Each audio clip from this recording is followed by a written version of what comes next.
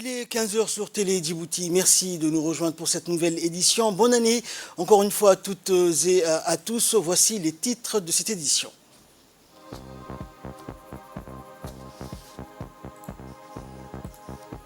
Symposium sur les principes, lois et nouvelles perspectives pour les banques. Un symposium organisé par la Banque islamique.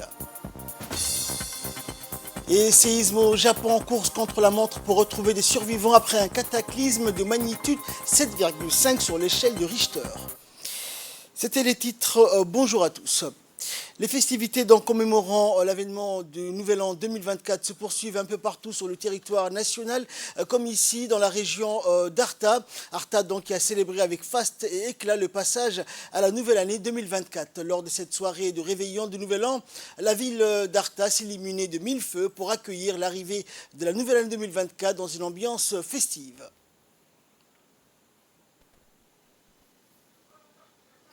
Et l'avènement riche d'un festival d'activités musicales et culturelles a regroupé sur place dans l'enceinte du Sunny Hill Center plusieurs hautes personnalités, en l'occurrence la ministre de la Jeunesse et de la Culture, Dr Hibo Moumine, des autorités de la région, des cadres du ministère de la Jeunesse et de la Culture, plusieurs responsables, des notables, une foule compacte d'anonymes, de jeunes et moins jeunes, tous genres confondus.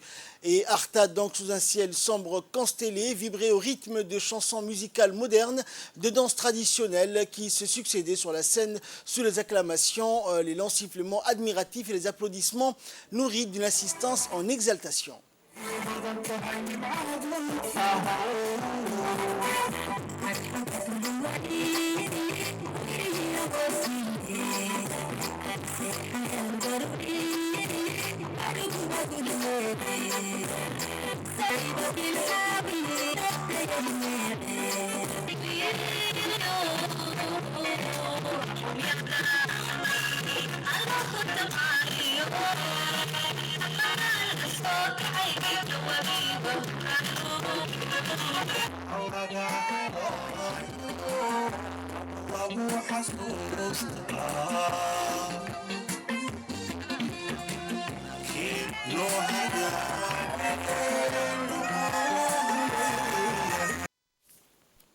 Et nous restons dans la région d'Arta, à direction d'Amerjog à présent, qui a également organisé une soirée musicale et culturelle pour accueillir, comme il se doit, la nouvelle année 2024. Un moment d'unité, de joie, où les hautes autorités de la sous-préfecture de Damerjog et les habitants se sont joints aux festivités célébrant la richesse culturelle de la région et la nouvelle année avec un enthousiasme contagieux.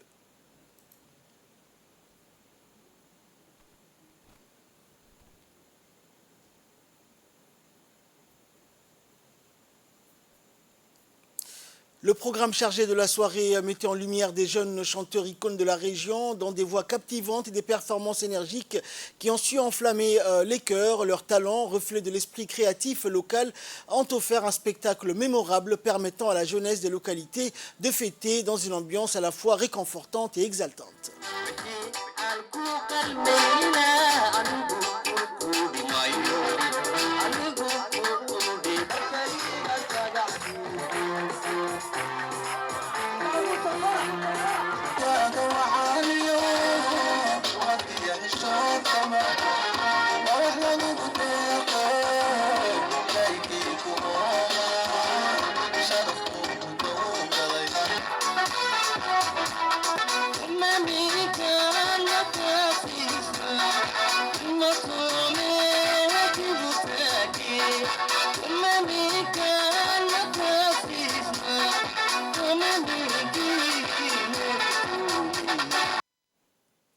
Dans l'actualité également, dans le cadre de la convention signée entre le gouvernement de la République de Djibouti et le gouvernement de la République populaire de Chine, une cérémonie de réception d'un don de médicaments offert par le gouvernement de la République populaire de Chine s'est tenue jeudi à la centrale d'achat des médicaments et des matériels essentiels du ministère de la Santé. Il est à rappeler que la République de Djibouti et la Chine partagent des relations historiques et amicales datant de plusieurs décennies. Ainsi, pour renforcer ce partenariat et cette cette amitié, le gouvernement de la République populaire de Chine a octroyé un don de médicaments essentiels au gouvernement de Djibouti. La représentante de l'ambassade de Chine à Djibouti a déclaré que la collaboration entre la Chine et Djibouti est multidimensionnelle, ce don composé de médicaments essentiels et des produits injectables d'une valeur de 50 000 $ vont servir sans nul doute à la prise en charge des malades des différentes structures sanitaires du pays. Et le conseiller principal du ministre de la Santé a remercié l'ambassadeur et le gouvernement de la Chine pour le don précieux de médicaments essentiels et injectables et a indiqué que la réception de ce don par le ministère de la Santé rentre dans le cadre de l'appui constant et multiforme qu'apporte la Chine à la République de Djibouti. La banque Sabah African Bank a accueilli un symposium scientifique organisé par l'autorité nationale de surveillance de la charia intitulé Les principes et les lois régissant les banques islamiques et les normes de la charia. Les activités de ce colloque ont été présidées par le président de l'autorité, Ibrahim Abad Ibrahim, et le directeur de la banque Sabah Africa, en présence des représentants des banques islamiques opérant sur la scène nationale, outre de nombreux universitaires, représentants de la société civile et plusieurs autres invités. Ce symposium scientifique a été organisé par le professeur Dr Fadl bin Abdullah Mourad, où ils ont mis en lumière les principes et les lois régissant les banques islamiques et les normes de la charia. Au tout début donc, de ce symposium, le président de l'autorité nationale de surveillance de la charia a souhaité la bienvenue aux participants de ce symposium, soulignant en même temps la nécessité pour ceux qui travaillent dans les banques islamiques du pays de comprendre et de se familiariser étroitement avec les principes et les lois régissant les banques islamiques et les normes.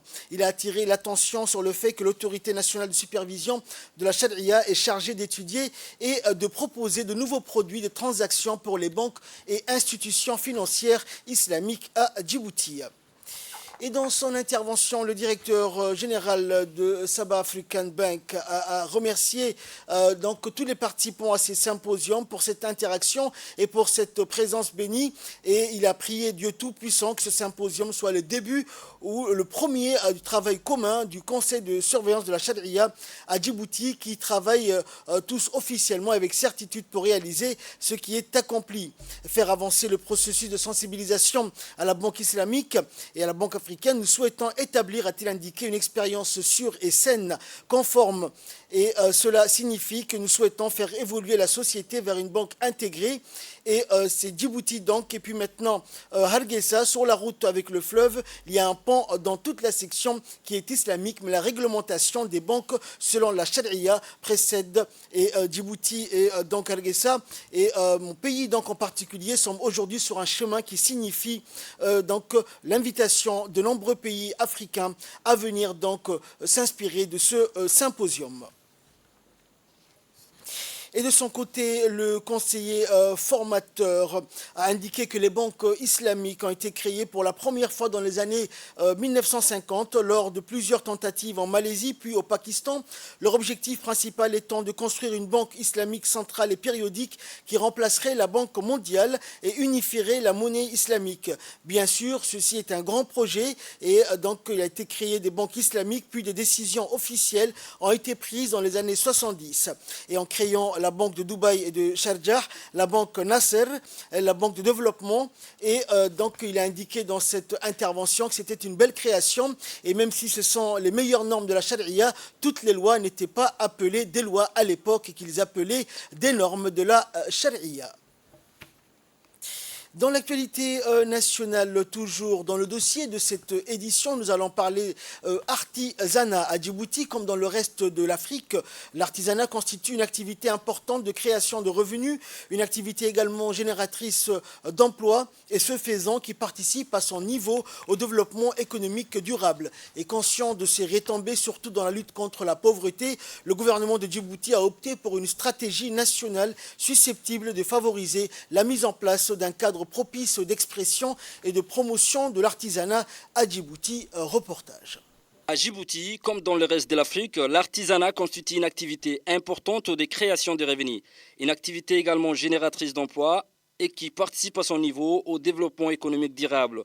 Conscient de ces retombées, surtout dans la lutte contre la pauvreté, Le gouvernement djiboutien a opté pour une stratégie nationale susceptible de favoriser la mise en place d'un cadre propice d'expression et de promotion de l'artisanat à Djibouti. L'Afrique est un continent regorgeant d'innombrables œuvres d'art agréablement appréciées par les restes du monde. Cette richesse du patrimoine culturel est un facteur stimulateur du développement, influant sur des secteurs tels le tourisme ou l'artisanat d'art, créant des revenus ou des activités considérées initialement comme accessoires et qui, au fur et à mesure, deviennent des véritables spécialisations du fait de l'existence d'un marché porteur. Pour ce faire, les autorités politiques se sont jointes à l'idée d'organiser ou de procéder aux diverses initiatives au profit du monde rural et de l'artisanat afin de permettre aux artisans de libérer leur génie créateur et de produire des belles pièces.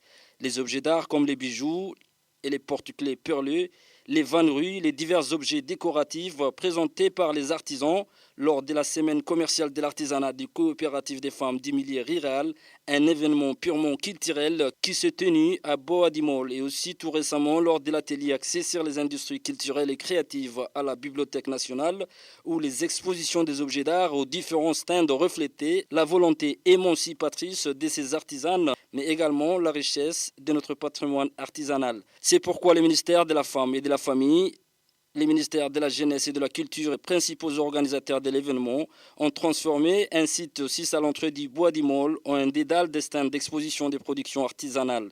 Ces femmes artisanes n'ont rien laissé au hasard pour étaler leur savoir-faire auprès des visiteurs des marques qui se sont déplacés pour l'occasion. Mais à côté de ces commerces qui génèrent des revenus, il y a lieu de reconnaître que c'est la conscience morale et patriotique qui incite et motive tous les acteurs politiques à la protection de ces patrimoines culturels qu'il faut à tout prix préserver. Il est à savoir que ces produits artisanaux ont un aspect positif sur la promotion culturelle en général et permettent également la multiplication des microcrédits, des financements, des développements des coopératives d'artisans producteurs. L'époque où les artisans ne disposaient pas des supports promotionnels et publicitaires qui constituent des handicaps pour l'essor du secteur artisanal est révolue, car l'artisan bénéficie aujourd'hui d'une attention spéciale des opérateurs économiques, d'institutions publiques capables d'améliorer ses conditions de travail et de lui conférer un statut professionnel sur les marchés de l'art. Dans cette ère numérique en constante évolution, les artisans ont une démarche entrepreneuriale qui intègre un plan de marketing. Il y a des entreprises à vocation culturelle et Hidayelo en est un parfait exemple vivant. Ça fait bouger le pays, ça booste le pays, ça donne à la jeunesse un avenir. Et c'est des secteurs vraiment créateurs d'emplois et générateurs de revenus. C'est très important. On pense que quand on fait le design, c'est juste une personne qui va faire le dessin, qui va coudre. Il y a une personne qui va faire le dessin. Il y a d'autres personnes qui vont coudre. Mais à côté, il y a tous les accessoires. Il y a les accessoiristes, ceux qui vont faire les bijoux, ceux qui vont faire les chaussures, ceux qui vont faire le make-up, ce qu'on appelle make-up artiste. Il y a les coiffeurs. Donc ça englobe beaucoup d'emplois. Et ça va même dans le secteur du cinéma, dans le secteur du théâtre, les costumiers, par exemple. Bien structuré et bien organisé, l'artisanat djiboutien peut aujourd'hui nourrir les artisans qui s'y consacrent. Un secteur prometteur, une dynamique entrepreneuriale qui constitue une source de revenus pour des gens qui travaillent avec une diversité de matières. Avec la volonté politique et la bonne organisation de ces secteurs, l'artisanat contribue aux efforts de lutte contre le chômage et de ces faits participe à la réduction de la pauvreté. Et dans le second dossier de cette édition, nous allons parler des mutilations génitales féminines. Nous allons nous focaliser notamment sur la politique nationale mise en place par le gouvernement de Djibouti dans la lutte contre les MGF et bien sûr les méfaits de ces pratiques néfastes sur les jeunes filles. La suite dans ce reportage.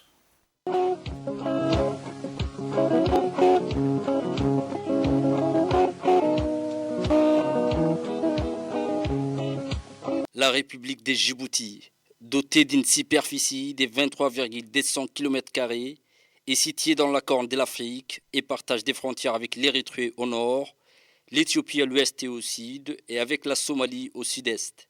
Les MGF, bien qu'illégales à Djibouti depuis les années 80 et étant des pratiques ancestrales abandonnées par la population djiboutienne compte tenu de dangers et des répercussions qui ont été constatées et qui ont survenu, ces pratiques traditionnelles sont exercées tout de même par la majorité des groupes ethniques du pays. Né dans les années 80, les mouvements djiboutiens qui luttent contre ces mutilations s'est lentement mais régulièrement intensifié au cours des 25 dernières années, l'élan de toute une génération.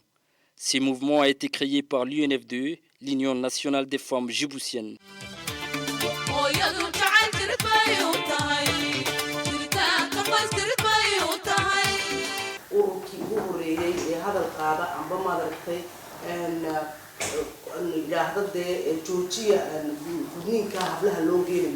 C'est en 1980 que l'Union nationale des femmes djiboutiennes a lancé des opérations de la lutte contre les MGF, favoriser toutes les actions susceptibles de sensibiliser la population djiboutienne à abandonner ces pratiques ancestrales dévastatrices pour la santé des jeunes filles et femmes. Nos actions consistaient avant tout d'aller sur le chemin pour rencontrer des femmes leaders de chaque quartier qui seraient à nos côtés et s'engager pleinement à cette cause noble qui est l'abandon total des MGF pour un élan social plus prometteur pour la santé des jeunes filles. Il s'agissait au prime abord d'informer les femmes djiboutiennes sur l'aspect néfaste de l'excision type pharaonique. Pour ce faire, nous avons dispensé de formations pour les exciseuses au niveau national et au-delà, puisque certaines femmes ont pu bénéficier des formations en Chine. L'objectif est de responsabiliser ces femmes à emboîter leurs pas pour prendre la relève afin de sensibiliser sur l'importance capitale que revêt l'abandon de la pratique pharaonique de l'excision. Rappelons qu'il y a eu une loi portant sur l'abandon total de l'excision qui a été promulguée en 2005 et aujourd'hui, suite à des moultes ateliers de sensibilisation et de rencontres de proximité avec les femmes excisieuses, la République de Djibouti est sur le chemin de l'application de cette loi. Force est de rappeler que les MGF sont des interventions visant à modifier ou endommager les parties génitales d'une femme ou d'une fille sans raison médicale. Il s'agit le plus souvent d'une ablation totale ou partielle des organes génitaux externes, ce qui est une violation des droits fondamentaux des femmes et des filles contraintes à subir cette atrocité. Rappelons qu'à Djibouti, nombreuses jeunes filles et femmes victimes des MGF et conscientes des dangers et les risques potentiels qui en découlent de ces pratiques manifestent visiblement un engouement particulier à toutes les initiatives et actions sociales susceptibles de favoriser l'abandon complet des MGF.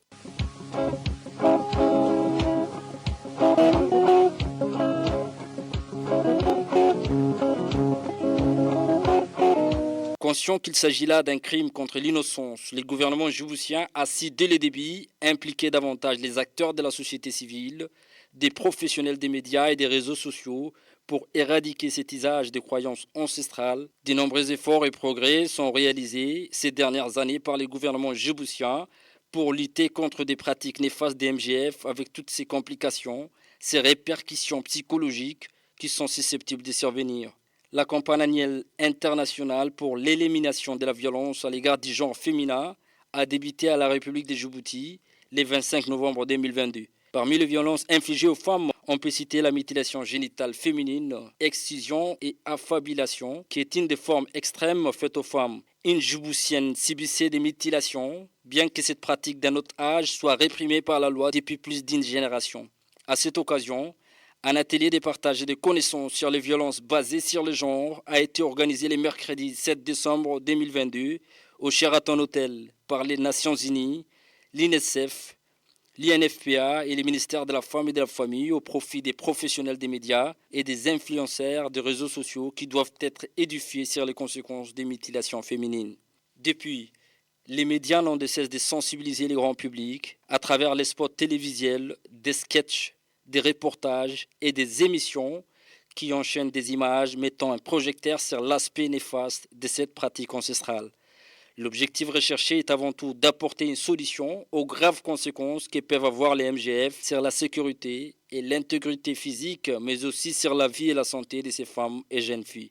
Il y a lieu d'admettre que ceci ne relève uniquement de la conception de quelques praticiens qui y trouvent un fondement religieux. En réalité, ils avancent que c'est classique, traditionnel et fondamental pour le rite des passages et la socialisation de la femme et de la fille, précieux et infaillible pour l'attachement à la tradition et à la fidélisation de la femme à son conjoint, mais en vain. Car ici, nous avons une intervention d'Isher qui nous explique l'aspect destructeur de ces pratiques traditionnelles qu'il faut, selon lui, à tout prix abandonner.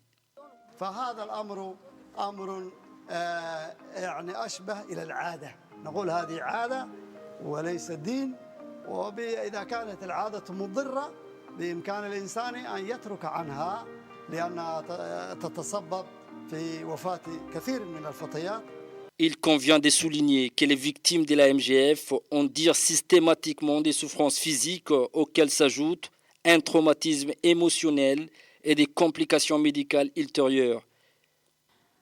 Ici, vous êtes en post-natal, nous accueillons les femmes accouchées au J7, c'est-à-dire au 7e jour après l'accouchement. Après avoir fini la consultation, c'est-à-dire la consultation, voir son état général, après avoir fait l'information, la communication, l'éducation sur l'allaitement maternel, après avoir bien sûr fait l'éducation sur l'équilibre alimentaire et l'hygiène corporelle, nous évoquons souvent aussi le problématique des MGF. Nous leur déconseillons de faire l'MGF aux petites filles. Nous savons très bien qu'il y a des conséquences physiques et psychologiques et mentales sur l'être qui a subi bien sûr cet acte. Nous leur déconseillons. À long terme et à court terme, il y a des gros problèmes, comme l'hémorragie, comme après plus tard sur l'accouchement, même après, au moment du mariage aussi, elle peut avoir des problèmes de rapport et tout. Ce sont les communautés qui pratiquent en commun ces accoutumance qu'il faut condamner pour tacler et remettre en cause ces idéaux sociaux, culturels et religieux propagés dans le but de justifier les biens fondés de cette pratique et sa pérennité dans le temps.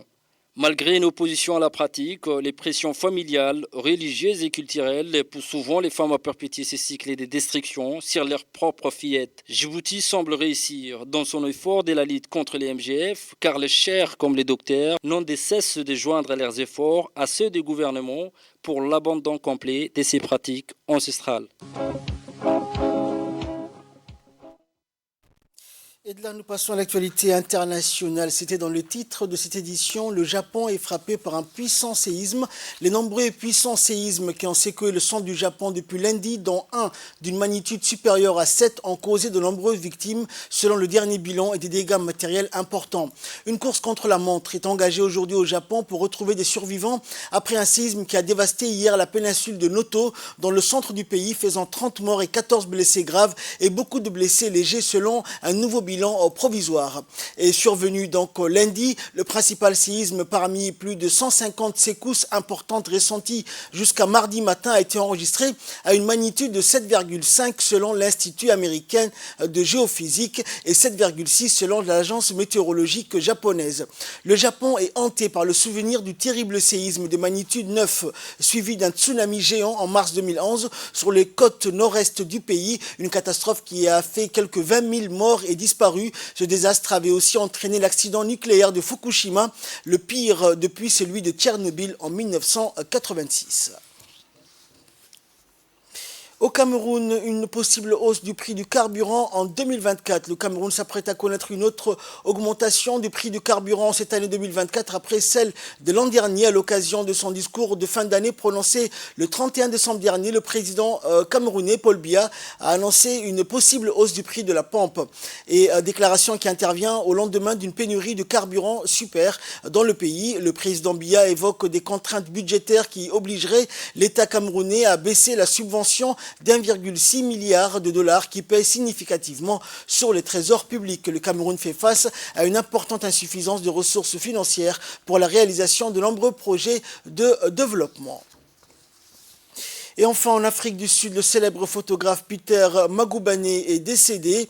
Par ses clichés, cet homme a immortalisé la violence et l'horreur de l'oppression raciale de l'apartheid en Afrique du Sud. Il avait été chargé de documenter les premières années de liberté de Nelson Mandela après sa sortie de prison. Peter Magubane est décédé donc lundi à 91 ans, selon le Forum national des rédacteurs sud-africains, qui a indiqué avoir été informé par la famille de l'illustre disparu. Le gouvernement sud-africain a déclaré que Magubane a couvert les moments les plus historiques de la lutte de libération contre l'apartheid. Le photographe commence sa carrière au magazine sud-africain Drum. Il se fait connaître au journal Rand Daily Mail, le Time Magazine et Sport Illustrated, avec à la clé une reconnaissance internationale.